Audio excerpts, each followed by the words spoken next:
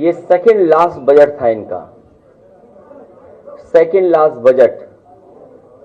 इसके बाद आखिरी बजट होना है और फिर हम सब लोगों को नई सरकार चुनने का मौका मिलेगा। जिस सरकार के पिछले कई बजटों को अगर हम देखें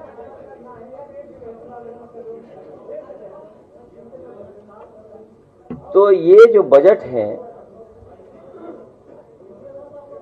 इनके घोषणा पत्र से कोई तालमेल नहीं बनता इनका। इस बजट का और इससे पहले बजटों का कोई फोकस नहीं रहा। बिना विजन के बजट आए हैं। कोई रोड मैप तैयार नहीं था सरकार का कि किस दिशा में हम लोगों को उत्तर प्रदेश को ले जाना है, और कोई क्लैरिटी नहीं है बजटों में कि हम किसान या जो बेसिक चीजें हैं, लोगों की जरूरतें हैं, उनको कैसे किया जाए। हर बार बजट आता है और सरकार यही कहती है कि उत्तर प्रदेश का सबसे बड़ा बजट है। ये लैंग्वेज, ये टर्म हर सरकार हर बजट के लिए इस्तेमाल कर सकती है, क्योंकि जो भी बजट होगा वो पिछले बजट से बड़ा बजट होगा। तो ये बात कहना कि सबसे बड़ा बजट पेश हो रहा है, ये सोचने की बात है। ये बजट नहीं, बड़ा ढोल है। ये बजट नहीं, बड़ा ढोल है जिसमें आवाज तो बहुत है पर अंदर से खाली है। ये बजट खोखला है। ये बजट खोखला है। इस बजट का झोला खाली है। जनता को लग रहा है बजट आया ही नहीं है। वो पूछ रही है कि प्रवचन तो आया गया। जनता सोच रही है कि बजट आया ही नहीं। वो पूछ रही है प्रवचन तो आ गया, बजट कब आएगा। बजट देख करके किसानों की उम्मीद का खेत सूख गया है। बजट देख करके महिलाओं के माथे पर घर चलाने की चिंता की लकीरें और बढ़ गई हैं। बजट देख करके बेरोजगारों की आंखों के आगे अंधेरा छा गया है। बजट देख करके व्यापारी, कारोबारी और दुकानदारों पर मंदी की मार और गहरा गई है।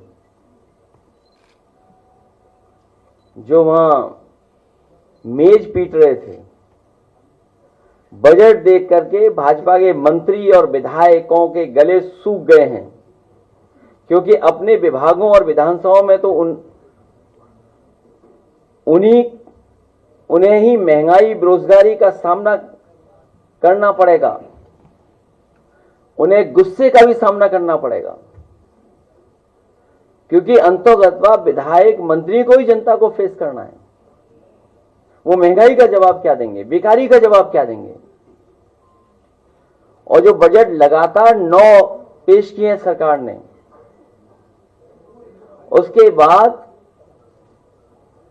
जो बेरोजगारी और बेकारी से जूझ रहे हैं उनके लिए जवाब क्या है।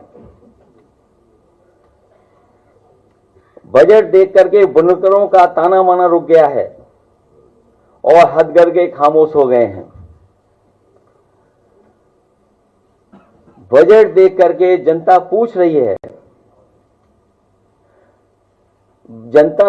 है कि जुमला मंत्रालय के लिए बजट कितना आवंटित किया है। हालांकि अंग्रेजी की एक कहावत है कि साइलेंस इज गोल्ड। जब उसके से मिलती जुलती हम लोग हिंदी में कहावतें या उसके आसपास की कहावतों को पढ़ते हैं या संस्कृत की जब सोचते हैं, तो हमें समझ में आता है कि हालांकि वो संस्कृत का मैं बोल नहीं सकता हूं, किसी को बुरा लग जाएगा, लेकिन साइलेंस इज गोल्ड। उससे मिलती जुलती जो संस्कृत में एक मुहावरा बोलें या सेइंग बोलें या कोट बोलें, उसका मतलब यह है कि विद्वानों की सभा में मूर्ख के लिए मौन ही आभूषण होता है। विद्वानों के सभा में मूर्ख के लिए मौन ही आभूषण होता है। और ये तो विधानसभा थी जहां पर बहुत जागरूक लोग थे। कुछ लोग उर्दू का विरोध उर्दू में ही किए, और यहां पर जितने लोग बैठे हैं, हमारे पत्रकार साथी बड़े जागरूक समझदार लोग हैं, वो उर्दू को भी जानते हैं, हिंदी को भी समझते हैं, अंग्रेजी को भी समझते हैं। तो सोचिए, पहली सरकार है जो उर्दू का विरोध उर्दू में कर रहे थे।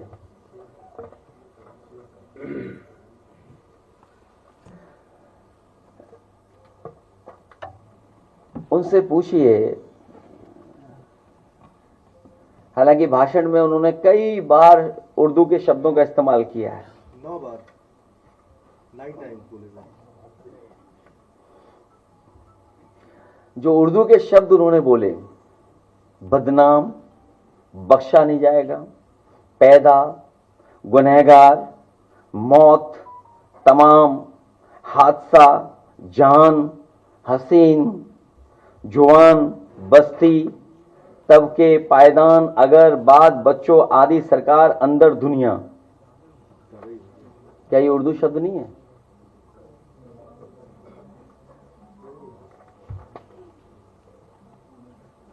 और जो शब्द इस्तेमाल करते हैं, रेल की हिंदी क्या है, इंजन की हिंदी क्या है, स्टीयरिंग व्हील की हिंदी क्या है, क्लच की हिंदी क्या है, गियर की हिंदी क्या है, गियर, हैंडल, प्लेटफॉर्म, इनकी हिंदी क्या है, cricket, station, internet, software, laptop, pension, metro,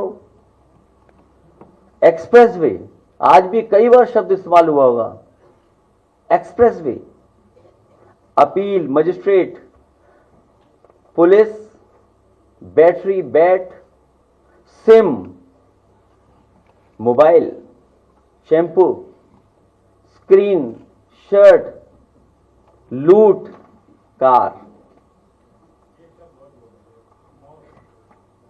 Hindi और इंग्लिश है क्या चीज? हाँ, उर्दू वर्ड है, उर्दू वर्ड जोड़ा मैंने। तो उनको मैंने एक किताब दी थी कल। मैंने कमाल अख्तर जी से कहा था कि स्पीकर जी के माध्यम से कुंभ पर जो स्टडी की थी हार्वर्ड यूनिवर्सिटी ने, साउथ एशिया डिपार्टमेंट ने, वो जो स्टडी की थी वो उस किताब को भेंट किया था मुख्यमंत्री जी को स्पीकर साहब के माध्यम से। तो अंग्रेजी में भिजवाई थी मैंने, और अंग्रेजी में इसलिए भिजवाई थी मैंने, अंग्रेजी को सजाने के लिए और हिंदी को पढ़ने के लिए मैं भेज दूंगा कमाल अख्तर जी के माध्यम से। जो अंग्रेजी में भेजी है मैंने उन्हें, वो सजाने के लिए, और हिंदी में ये भेज रहा हूं किताब पढ़ने के लिए। कमाल अख्तर जी दे देना मैं बहुत।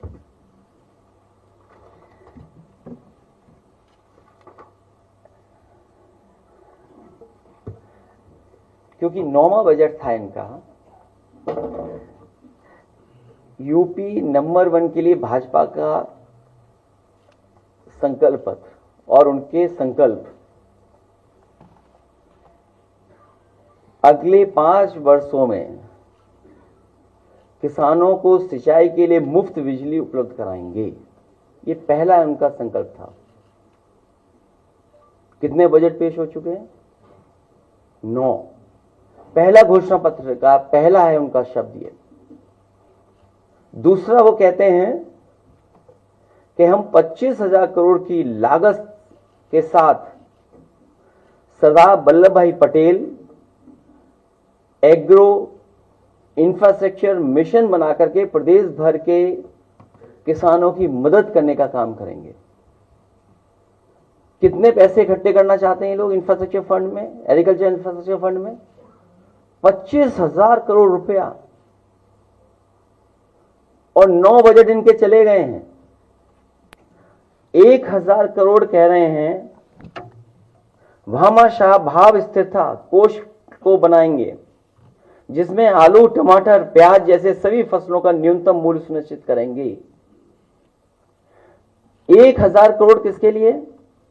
भामाशाह योजना ला करके जो हमारी सब्जियां या अन्य फसलें, मान लीजिए बुंदेलखंड में हमारे मूंगफली हो रही है, या बुंदेलखंड में हमारे तिल की पैदावार है, सरसों की पैदावार है, या उत्तर प्रदेश के अन्य क्षेत्रों में टमाटर है, कैप्सिकम है, अन्य फसलें हैं, उसके लिए मदद करने के लिए किसान के लिए 1,000 करोड़ रुपए का इंतजाम करेंगे। हमारा बुंदेलखंड का किसान बर्बाद हो गया, मूंगफली उसकी खरीदी नहीं गई। अगले 5 वर्षों में सरकार द्वारा न्यूनतम समर्थन मूल्य दिया जाएगा फसलों का। आप में से जानते होंगे कहां फसलों का न्यूनतम दाम मिलेगा? जो हमारे सरकार, जो समाजवादी सरकार में मंडियां बनी थी, उन मंडियों को अगर चौपट किसी ने किया तो इस सरकार ने चौपट कर दिया। कोई भी नई मंडी नहीं बनी है एक भी, जहां किसान जाकर के अपनी एमएसपी ले सके। ऐसे तमाम उनके वो बिंदु हैं जो घोषणा पत्र में शामिल थे, और 9 बजट के बाद भी हम देख रहे हैं। वहीं इन्होंने कहा कि हम गन्ना किसानों का अगर 14 दिन में भुगतान नहीं होगा तो हम उसमें इंटरेस्ट देकर के उनका भुगतान कराने का काम करेंगे। पहले दिन से ये सरकार कहती कि हमने इतना पेमेंट किया है, इतना भुगतान किया है, एक बकाया नहीं बताते, और दूसरा क्या कीमत बढ़ाई है गन्ने की, कितना रेट बढ़ाया गन्ने का, आज तक सरकार नहीं बता रही है। हमारे विधायक तमाम बैठे हमारे साथ, उसी गन्ना क्षेत्र से आते हैं, पंकज मलिक बैठे हैं। अभी सहारनपुर में होकर के आया हूं, वहां भी कई महत्वपूर्ण किसान नेताओं से मैं मिला, पत्रकार साथियों से मैं मिला, औरों से जानकारी ली है। पूरे उत्तर प्रदेश के किसान चाहते थे गन्ने की कीमत बढ़े। सोचिए, डबल इंजन की सरकार ने दोनों बजटों ने ऐसा डबल ब्लंडर किया है कि किसानों की गन्ने की कीमत नहीं बढ़ा पाए, गन्ने की कीमत रेट नहीं बढ़ा पाए हैं। और 14 दिन तो भूल जाइए आप। फिर ये सरकार कहती है कि हम 4,000 एफपीओ बनाएंगे, एफपीओ, और उनको 18 लाख रुपए से मदद करने का काम करेंगे। कितने रुपए? उन्हें 18 लाख तक की वित्तीय सहायता प्रदान की जाएगी एफपीओ को।